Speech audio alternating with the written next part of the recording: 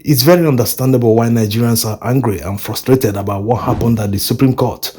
Nigerians tried to change a system in a very peaceful manner. Many spent months trying to get their PVC so that they'll be able to vote. At the end of the day, many didn't even receive the PVC. They weren't able to vote. Many that got the PVCs waited hours, and in most cases, the electoral officers never showed up at the polling unit.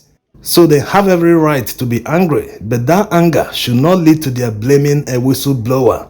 Everyone should focus on the message of Justice Musa Mohammed, not blame him for not taking action while he was still serving at the Supreme Court. It's not easy being a lone voice fighting a system from within, and if that person is not corrupt, you don't expect him to be earning money elsewhere. He's only depending on the money he earns legitimately. In this situation, his self-preservation must kick in. His job security will be of utmost importance to him, because if he loses his job because of a revelation he made, he will no longer be able to receive pensions after his retirement. This is the reality in Nigeria. The system is rigged against the good guys. They only reward lawless people. So people should stop blaming Justice Musa Mohammed for not speaking early. They should focus on his message. When people were saying that all the justices have been bought, that they will turn the law upside down in order to uphold the heist that happened on February 25th, 2023, many people accused them of harassing and intimidating the judges.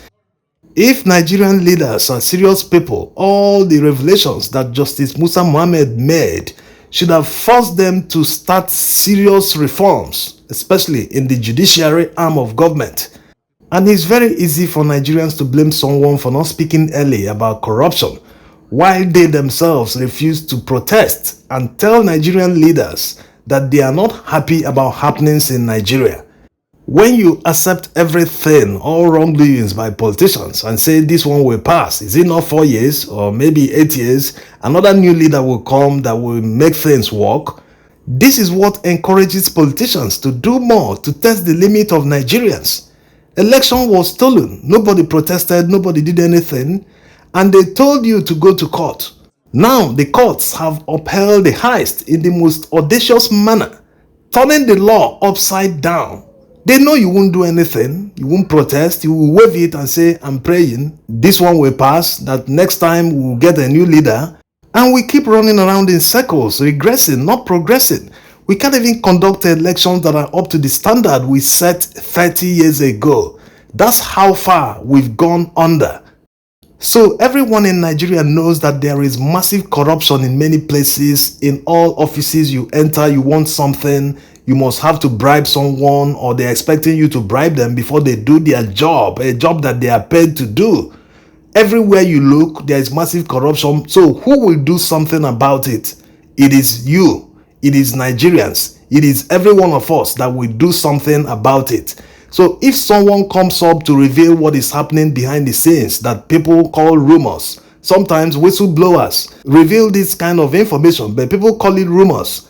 So if someone reveals this, people shouldn't be blaming the person for not talking early. How about if he didn't make the revelation in the first place?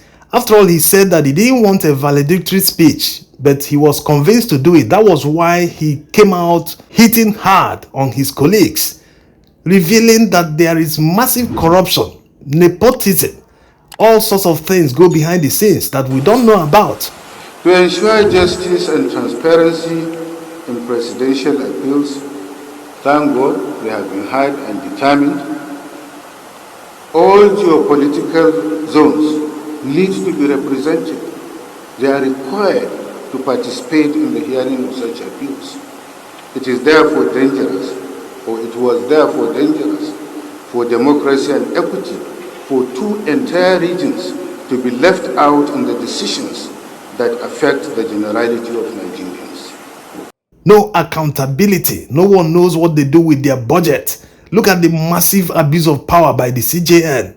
So all this information is what people should focus on, not turn around to blame the whistleblower, the person that said all this, that made all the revelations in the first place. If he didn't talk, no one would have known all this. He would have just gone home or even praised his colleagues and gone home. Nobody will know anything about it. Now that we have known about this, what are we going to do with it? Are we going to say, hey, this one will pass, they will reform themselves, it doesn't concern me, no be Nigeria?